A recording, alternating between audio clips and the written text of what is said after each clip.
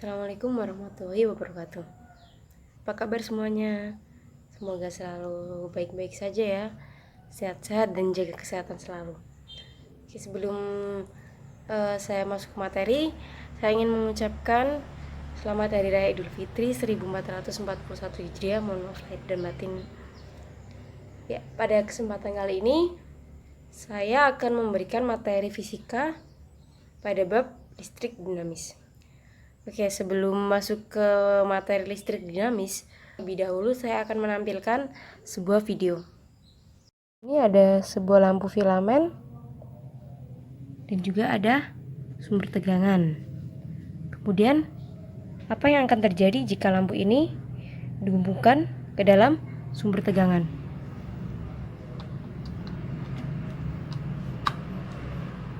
Ketika lampu diberi tegangan dari sumber tegangan, maka lampu tersebut akan menyala. Setelah melihat video tadi, apa yang kalian dapatkan? Ya, benar sekali. Ketika kita memberi suatu tegangan atau menghubungkan bola lampu ke sumber tegangan listrik, maka bola lampu tersebut akan menyala. Nah, peristiwa itu termasuk ke dalam salah satu penerapan listrik dinamis dalam kehidupan sehari-hari. Nah, kok bisa bola lampu itu dikatakan sebagai penerapan listrik dinamis dalam kehidupan sehari-hari? Ya, karena listrik dinamis merupakan listrik yang dapat bergerak. Nah, dari peristiwa lampu ini ada yang bergerak, yaitu arus listrik. Ketika bola lampu yang mati kita beri suatu tegangan atau kita hubungkan ke suatu sumber tegangan, maka akan ada arus listrik yang mengalir melalui filamen, sehingga bola lampu tersebut itu kemudian akan menyala. Jadi peristiwa listrik dinamis ini terjadi apabila suatu benda itu diberi tegangan dan ada sebuah arus yang mengalir. Dari tadi saya membahas listrik dinamis kan ada istilah tegangan, ada istilah arus listrik ya. Nah, apa sih tegangan itu sendiri dan juga arus listrik itu sendiri? Oke, tegangan listrik merupakan banyaknya energi yang dibutuhkan untuk mengalirkan setiap muatan dari ujung pengantar. Arus listrik adalah banyaknya muatan yang disebabkan dari pergerakan elektron-elektron. Jadi, arus listrik ini timbul karena adanya pergerakan dari elektron-elektron yang mengalir melalui suatu titik dalam sirkuit tiap satuan waktu. Arus listrik ini berasal dari aliran elektron yang mengalir terus-menerus dari kutub positif menuju kutub negatif dan potensial tinggi menuju potensial rendah. Jadi, aliran arus listrik dalam suatu alat listrik itu tidak terputus atau selalu melingkar kembali ke sumber arus. Apabila sebuah arus sudah mengalir itu, maka dia akan kembali lagi ke sumber arusnya, seperti itu. Pada dasarnya, alat listrik itu memang bersifat menghambat arus listrik. Hubungan antara arus listrik, tegangan, dan juga hambatan itu bagaimana? Baik, yang pertama kita akan membahas mengenai arus listrik. Kuat arus listrik atau biasanya disimbolkan dengan I. Arah arus listrik di sini atau I yang timbul pada pengantar, arahnya itu berlawanan dengan arah gerak elektron. Muatan listrik dalam jumlah tertentu yang menembus suatu penampang dari suatu pengantar dalam satuan waktu disebut sebagai kuat arus listrik. Nah, jadi kuat arus listrik di sini adalah jumlah muatan yang mengalir dalam kawat atau dalam pengantar, ya kan, bisa kawat, bisa besi atau yang lainnya tiap satuan waktu. Jika dalam waktu T mengalir muatan listrik sebesar Q, maka kuat arus listrik I dapat dituliskan sebagai I sama dengan Q per T, di mana I adalah kuat arus listrik yang memiliki satuan ampere dan Q adalah muatan listrik yang memiliki satuan kolom dan T adalah waktu atau satuannya sekon. Selanjutnya akan dibahas mengenai tegangan ya, atau biasa disimbolkan dengan V.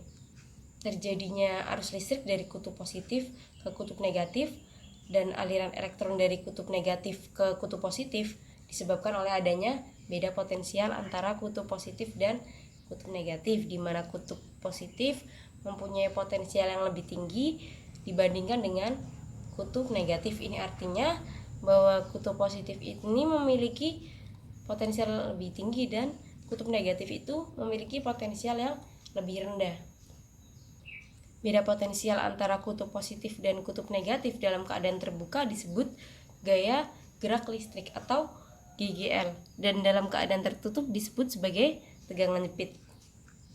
Kemudian, bagaimana hubungan antara kuat arus listrik atau I dengan tegangan atau V?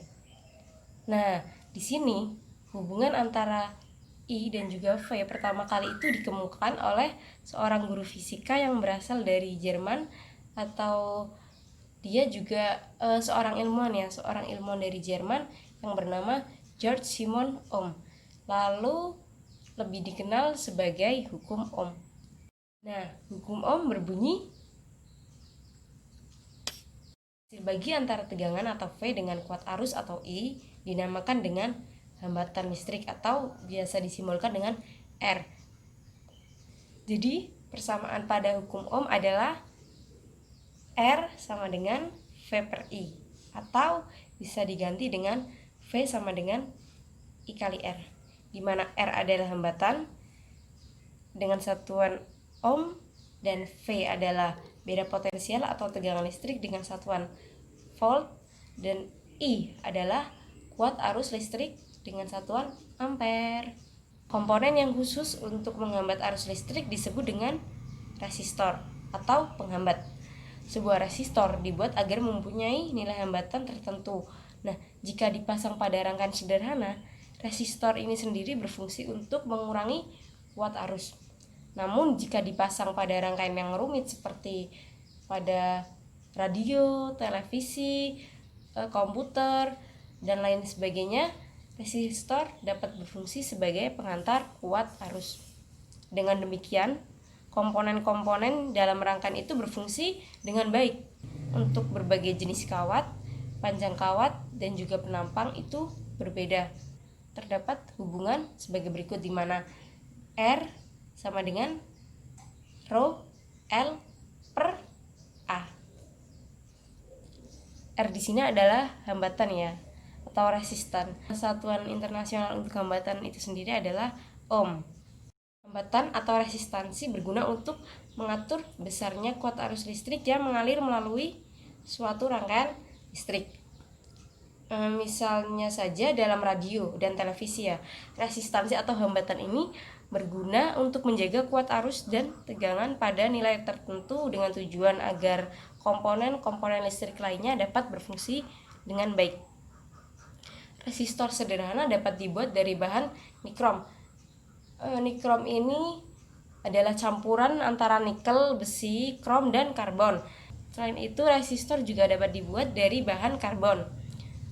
Nilai hambatan suatu resistor dapat diukur secara langsung dengan ohmmeter. Jadi, alat ukur yang digunakan untuk mengukur suatu hambatan atau resistor ini adalah ohmmeter. Biasanya ohmmeter dipasang bersama-sama dengan ampermeter dan voltmeter dalam satu perangkat yang disebut multimeter.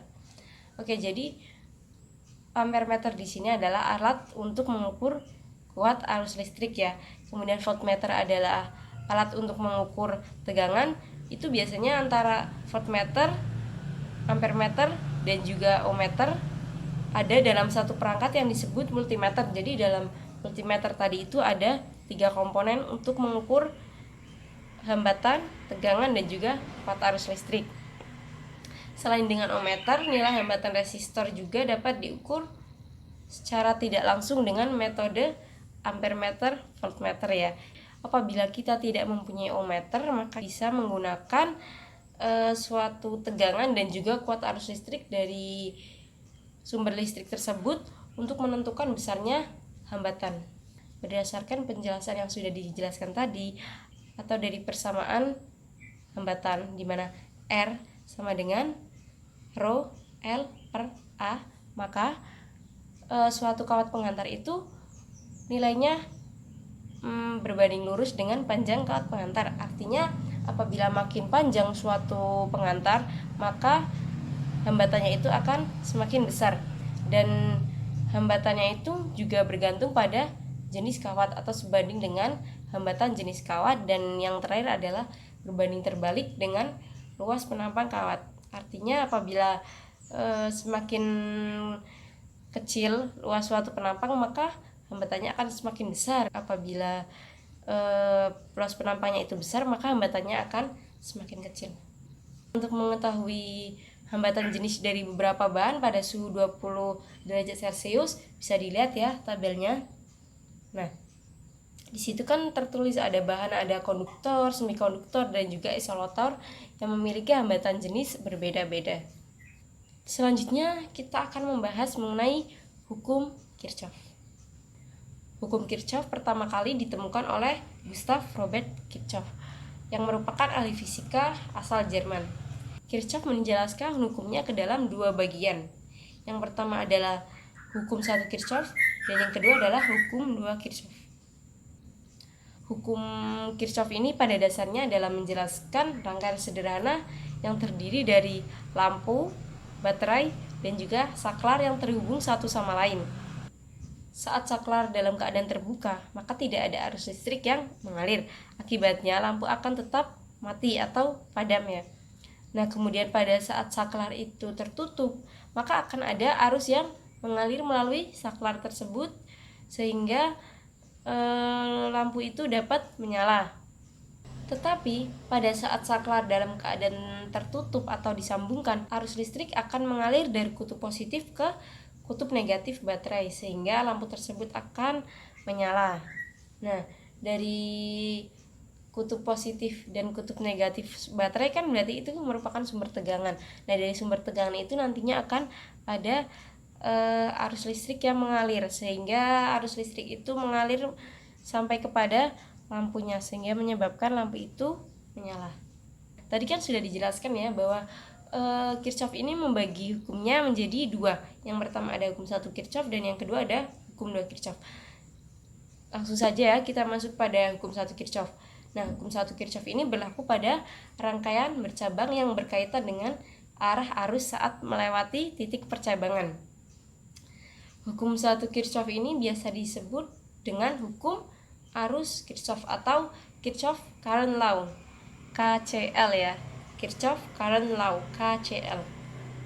Lalu hukum 1 Kirchhoff berbunyi, kuat arus total yang masuk melalui titik percabangan dalam suatu rangkaian listrik sama dengan kuat arus total yang keluar dari titik percabangan. Nah, berikut merupakan suatu titik percabangan dari sebuah kawat yang diakhiri arus listrik I1, I2, dan I3. Oke, dari gambar tersebut kan itu kan ada arus I1, I2, dan I3. Jadi berdasarkan gambar tersebut, besar kuat arus total yang melewati percabangan A secara matematis dapat dinyatakan dengan sigma I masuk sama dengan sigma I keluar. Bisa dilihat ya, di situ ada sebuah arus sebesar I1 yang masuk ke titik A, kemudian dari titik A tadi ada arus I2 dan I3 yang keluar sebagai titik percabangan dari I1. Jadi berdasarkan persamaan pada hukum 1 Kirchhoff yang menyebutkan sigma I masuk sama dengan sigma I keluar, maka dapat dituliskan dengan I1 sama dengan I2 plus I3, di mana I1 adalah arus yang masuk dan I2 serta I3 adalah arus yang keluar dari percabangan tadi. Kemudian pada suatu rangkaian listrik itu kan biasanya hambatannya ada yang disusun secara seri dan juga ada yang disusun secara paralel. Yang pertama, rangkaian seri suatu hambatan. Oke, berikut merupakan gambar dari suatu rangkaian yang disusun secara seri, di mana pada rangkaian tersebut hanya ada satu lintasan yang dilalui oleh arus listrik. Rangkaian seri itu sendiri berfungsi sebagai pembagi tegangan ya. Bisa dituliskan dengan V sama dengan V1 plus V2 plus V3. Dalam menentukan besarnya hambatan seri ini sendiri dapat dilihat pada video berikut ini. Nah, kemudian pada rangkaian seri ini sendiri berfungsi untuk pembagi tegangan ya. Bisa dituliskan dengan V sama dengan V1 ditambah V2 ditambah V3. Merupakan fungsi dari rangkaian seri, di mana fungsinya adalah untuk membagi tegangan. Nah, kemudian dari persamaan hukum Ohm kan sudah dituliskan ya, bahwa V sama dengan I kali R. Ini persamaan pada hukum Ohm. Nah, persamaan pada hukum Ohm ini nanti berlaku untuk rangkaian seri ini ya, di mana V sama dengan I kali R1, jadi V totalnya, V total menggunakan fungsi dari pembagi tegangan ini ya. Jadi V1 ditambah V2 ditambah dengan V3. Kemudian untuk mendapatkan V ini kita ambil dari hukum Ohm, di mana V sama dengan I kali R. Jadi ini kan ada R1, R2 dan R3, sehingga tegangannya nanti juga ada 3. Dengan hanya satu arus listrik yang mengalir, maka besarnya arus listrik itu adalah sama, sehingga V totalnya dapat dituliskan dengan I kali R1 ditambah I kali R2 ditambah I kali R3. Nah, ini merupakan V total.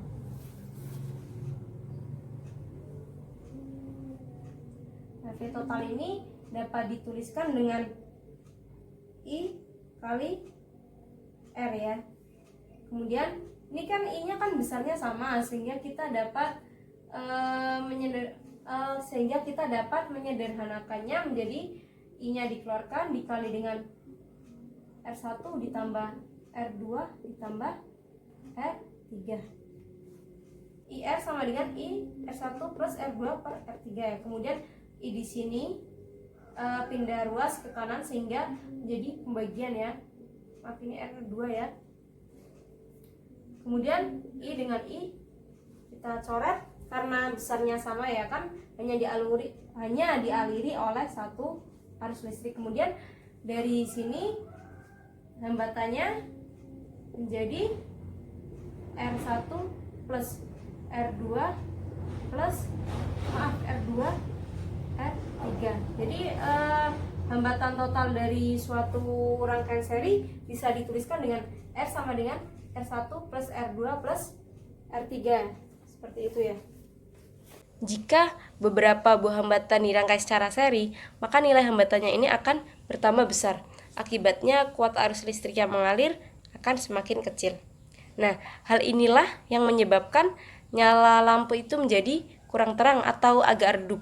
Jika ada beberapa lampu yang dirangkai secara seri, maka nilai hambatannya akan bertambah besar. Akibatnya kuat arus listrik yang mengalir pada hambatan tersebut semakin kecil. Nah, hal inilah yang menyebabkan nyala lampu semakin redup atau tidak terang. Kemudian semakin banyak lampu yang dirangkai secara seri, maka nyalanya akan semakin redup. Kenapa semakin banyak lampu yang dirangkai seri nyalanya akan semakin redup? Karena kembali lagi pada fungsi dari rangkaian seri itu sendiri, di mana fungsi rangkaian seri adalah membagi tegangan. Pada rangkaian seri ini, apabila suatu lampu itu mati atau satu lampu itu mati, maka lampu yang lainnya juga akan ikutan mati. Kenapa hal itu terjadi? Karena pada rangkaian seri ini hanya ada satu lintasan yang dilalui arus listrik. Jadi apabila yang satu lampu mati, maka yang lainnya tidak akan dialiri oleh arus listrik. Akibatnya lampu tersebut tidak akan menyala. Selanjutnya adalah rangkaian paralel. Jika suatu rangkaian listrik memberikan lebih dari satu lintasan untuk aliran arus listriknya, rangkaian tersebut dinamakan dengan rangkaian paralel. Jadi perbedaan antara rangkaian seri dan rangkaian paralel ada pada lintasan untuk aliran listriknya ya. Pada rangkaian seri itu hanya ada satu lintasan, dan kemudian pada rangkaian paralel itu lebih dari satu, bisa 2, 3 dan lain sebagainya ya. Untuk menentukan besarnya hambatan dari suatu rangkaian paralel dapat dilihat ya videonya. Kemudian setelah rangkaian seri ada juga rangkaian paralel. Nah, jika suatu rangkaian listrik memberikan lebih dari satu lintasan yang dilalui oleh arus listrik, maka rangkaian tersebut merupakan rangkaian paralel ya. Jadi perbedaan antara rangkaian seri dan juga rangkaian paralel ada pada lintasannya ya, di mana rangkaian seri hanya dialiri oleh satu lintasan dan pada rangkaian paralel dialiri dua atau lebih dari arus listrik. Kemudian rangkaian paralel ini berfungsi sebagai pembagi arus, di mana I sama dengan I1 plus I2 plus I3 ya. Jika pada rangkaian seri itu berfungsi sebagai pembagi tegangan, maka pada rangkaian paralel ini berfungsi sebagai pembagi arus listrik. Kemudian berdasarkan persamaan ini, persamaan dari pembagi tegangan, dapat disimpulkan bahwa dalam rangkaian paralel nilai hambatan total atau R total dari rangkaian paralel RP ya bisa lebih kecil daripada nilai masing-masing hambatan penyusunnya. Kemudian rangkaian paralel ini dapat digambarkan dengan seperti ini.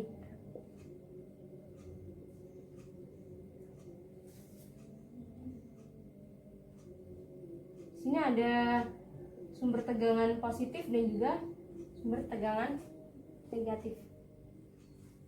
Nah, ini kan berarti kan nanti arus listriknya itu lintasan arus listriknya itu nanti ada dua. Ada yang ke R1 dan ada yang ke R2. Ini R2 ya. Kemudian ingat lagi persamaan pada hukum 1 ohm ya, di mana V sama dengan I kali R. Jika pada rangkaian paralel ini berfungsi sebagai pembagi arus, maka persamaan dari hukum ohm ini kita ambil saja dengan I sama dengan V per R. Jadi untuk menganalisis hambatannya kita menggunakan persamaan ini ya, I sama dengan V per R.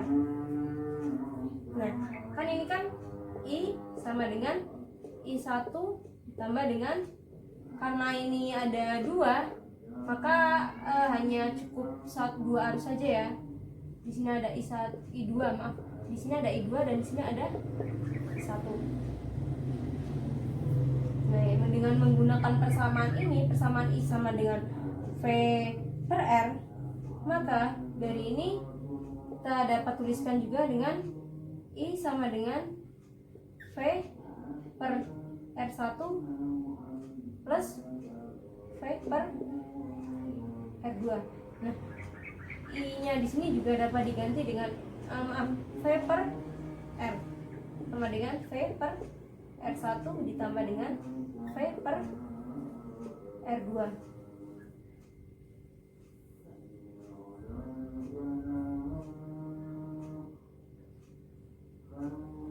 Kan di sini kan ada sama ya V-nya antara V pada R1, V pada R2 dan juga pada R. Nah, dari ini kita dapat tuliskan juga dengan 1 per R sama dengan 1 per R1 plus per R2.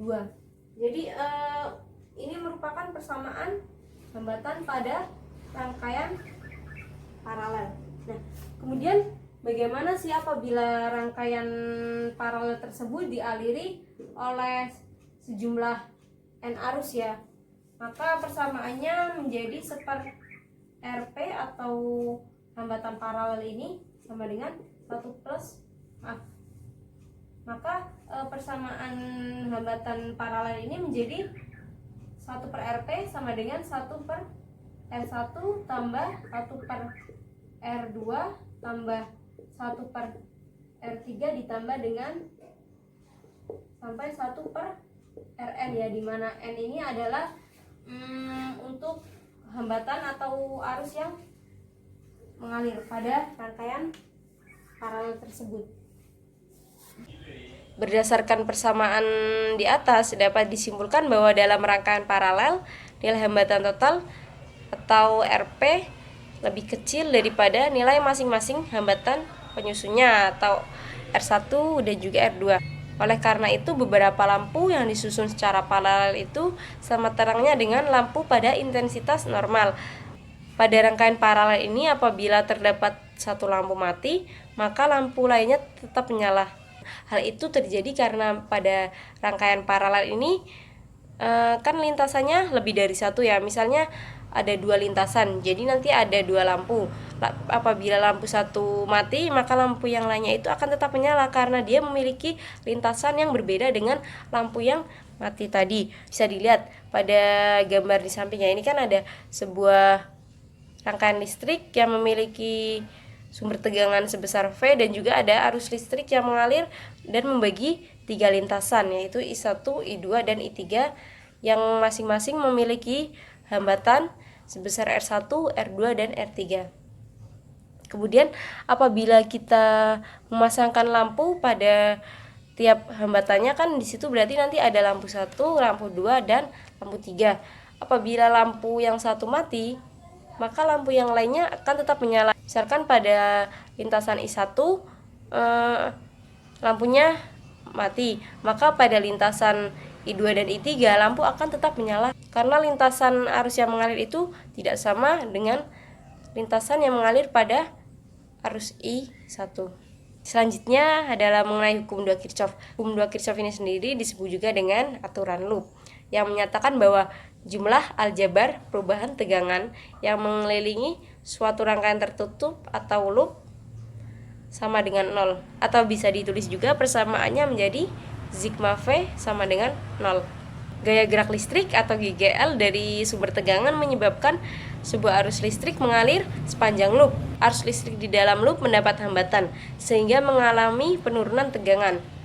Nah, persamaan pada hukum 2 Kirchhoff dapat dituliskan dengan sigma GGL ditambah sigma IR sama dengan 0. Hukum 2 Kirchhoff kan disebut juga dengan aturan loop. Loop itu sendiri merupakan siklus tertutup yang memiliki titik awal dan titik akhir di komponen yang sama.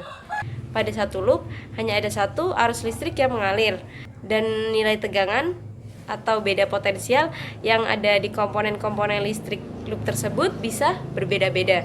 Jadi pada hukum 2 Kirchhoff ini perlu adanya analisis rangkaian dari suatu listrik dinamis. Pada analisis rangkaian listrik dinamis terdapat beberapa terminologi penting yang harus diperhatikan. Yang pertama adalah loop dan yang kedua ada junction. Loop merupakan siklus tertutup yang memiliki titik awal dan titik akhir di komponen yang sama. Pada satu loop hanya ada satu arus listrik yang mengalir dan memiliki nilai tegangan atau beda potensial yang ada di komponen-komponen listrik itu dapat berbeda dan memiliki nilai tegangan atau beda potensial yang berbeda-beda pada tiap komponen-komponen listrik. Dan yang kedua ada junction. Junction atau node adalah titik temu antara dua atau lebih komponen listrik. Node menjadi tempat bertemunya arus-arus listrik yang berbeda besaran pada setiap node dan berlaku hukum 1 Kirchhoff. Untuk menganalisis rangkaian listrik tersebut dapat dimulai dengan mengidentifikasikan loop dan junction yang ada pada rangkaian tersebut.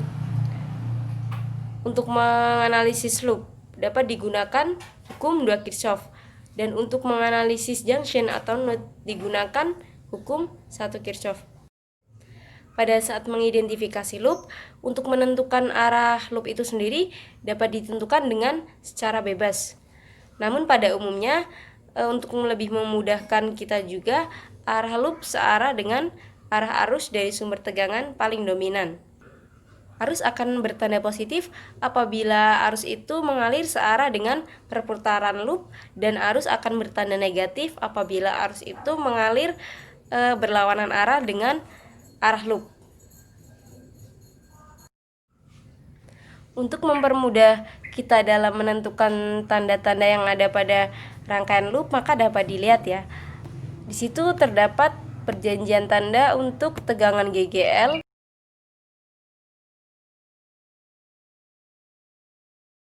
dan juga perjanjian tanda untuk arah kuat arus listrik atau I pada penurunan potensial tegangan.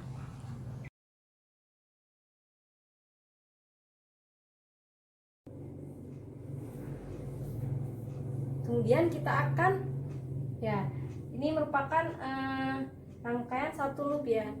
Pertama-tama untuk menganalisis rangkaian satu loop ini, terlebih dahulu kita menentukan arah kuat arus ya. Tadi kan sudah dijelaskan ya bahwa kuat arus itu arah arus itu mengalir dari kutub positif menuju kutub negatif. Jadi pada rangkaian ini arusnya mengalir dari positif negatif sehingga menjadi seperti ini ya. Nah, jadi loopnya juga nanti mengikuti arah dari arus sehingga loopnya searah dengan jarum jam. Kemudian untuk menentukan tanda-tandanya kan sudah ada perjanjiannya ya, perjanjian tanda untuk rangkaian loop ya, dimana apabila yang dijumpai pertama kutub negatif, yang dijumpai pertama sumbu yang pendek atau kutub negatif, maka GGL-nya itu bernilai negatif, dan apabila yang ditemui pertama adalah kutub positif atau yang sumbunya panjang, maka GGL-nya bernilai positif ya.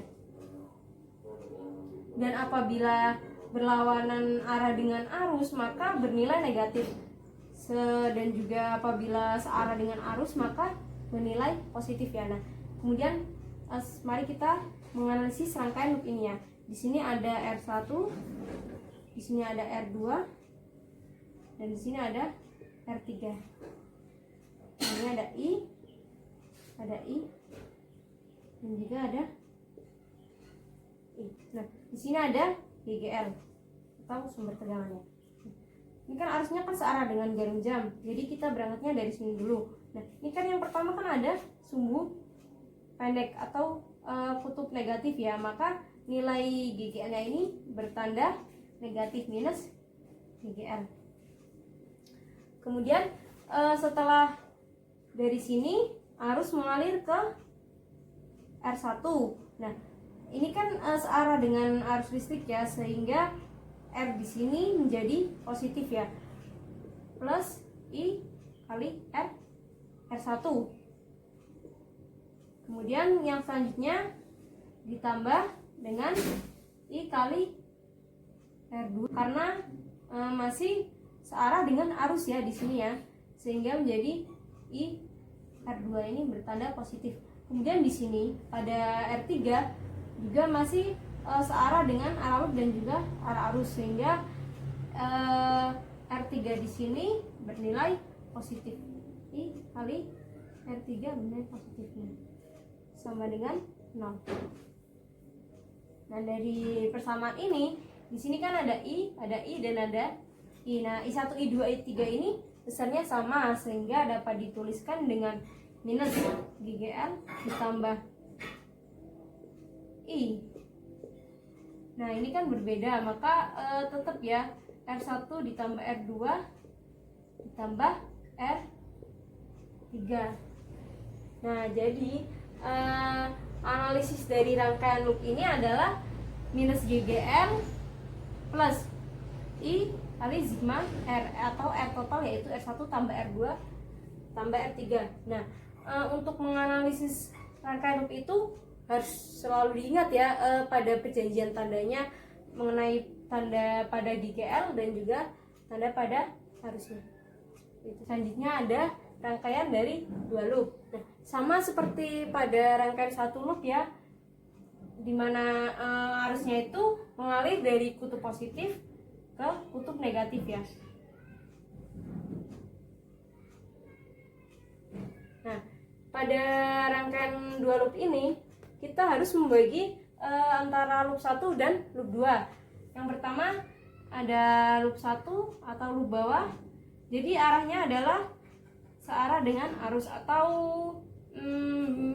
searah dengan jarum jam ya jika dilihat arus yang mengalir ini.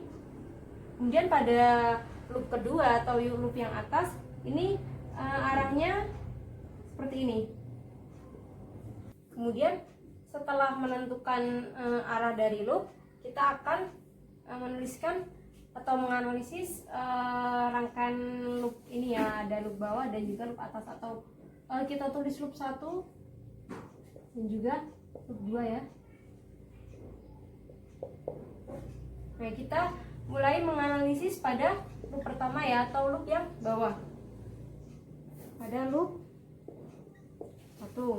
Nah, di sini ada GGL2, ini juga ada arus yang mengalir melalui R3 dan juga ada R2. Nah, ini kan arusnya kan berangkat dari kutub negatif. Maka, maaf. Nah, ini kan GGL-nya berangkat dari kutub negatif. Maka GGL ini bernilai negatif ya, atau minus GGL2. Kemudian arus mengalir melewati R3 dan searah dengan arus, sehingga ini bertanda positif ya, plus I kali R3. Setelah melewati hambatan 3 atau R3, kemudian arus mengalir lagi dan melewati hambatan 2 atau R2, sehingga dapat dituliskan plus I kali R2. Nah, dari persamaan ini maka min GGL2 karena ini besarnya sama plus I kali R1 ditambah dengan R2. Pada loop 2 sama ya seperti pada loop 1. Kita harus melihat GGL-nya dulu. Ini kan arusnya kan ke kiri ya.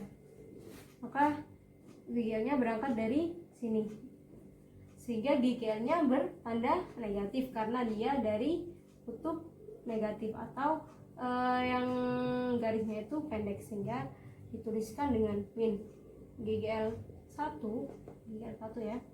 Ini ada arus yang mengalir, kemudian dia melewati hambatan pada R3 ya. Karena ini searah dengan arus, maka bertanda positif I kali R3